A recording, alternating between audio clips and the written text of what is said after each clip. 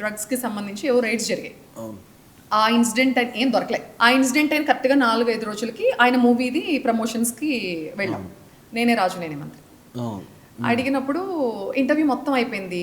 నేను అనుకున్నాను నేను ఎలాగో డ్రగ్స్ గురించి అడుగుతాను కదా క్వశ్చన్, ఆయన ఏదో ఒక ఆన్సర్ చెప్తారు, లైక్ కోపంగాను ఏదో ఒకటి చెప్తారు, నేను ట్రెండింగ్లోకి వస్తానేమో అనుకుంటూ వెళ్ళా.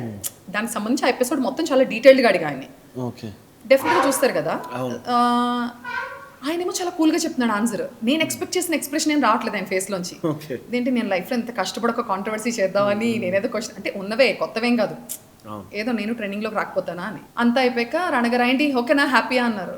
ఏం హ్యాపీ అండి, మీరు చాలా నార్మల్గా మాట్లాడేసరి పెద్ద పెద్ద విషయాలు కూడా ఏమన్నా కొంచెం స్ట్రాంగ్గా చెప్తారేమో అనుకున్నట్టే. ఏంటి మీకు ట్రెండింగ్లోకి రావాలనుకుంటున్నారా, మీరు ప్రోమో కావాలా మీకు అన్నారు.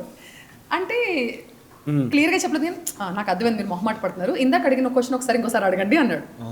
అడగగానే ఏయ్ ఇలాంటి పిచ్చి పిచ్చి క్వశ్చన్లు అడగొద్దన్నానా అని గట్టిగా అరిచారు. ఆయన టోన్లో అరిచారు. ఇంకా నేను చాలా నార్మల్గా చెప్పా.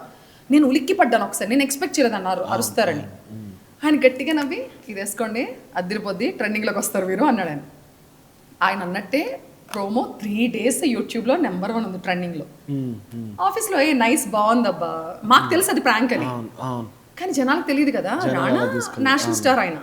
హిందీ, తమిళ్, కన్నడ, మలయాళం అన్ని పేపర్స్లోని దీని మీద వార్తలు వచ్చేసాయి. వెబ్లో ఫుల్ ఏంటంటే ఒక ఫీమేల్ జర్నలిస్ట్ మీద రాణా లాంటి ఒక పెద్ద యాక్టర్ ఒక క్వశ్చన్ అడిగితే ఇలా రియాక్ట్ అవ్వడం ఎంతవరకు నాకు ఫేవర్గానే వచ్చింది. బట్ ఆయనకి బ్యాడ్ అయింది అది.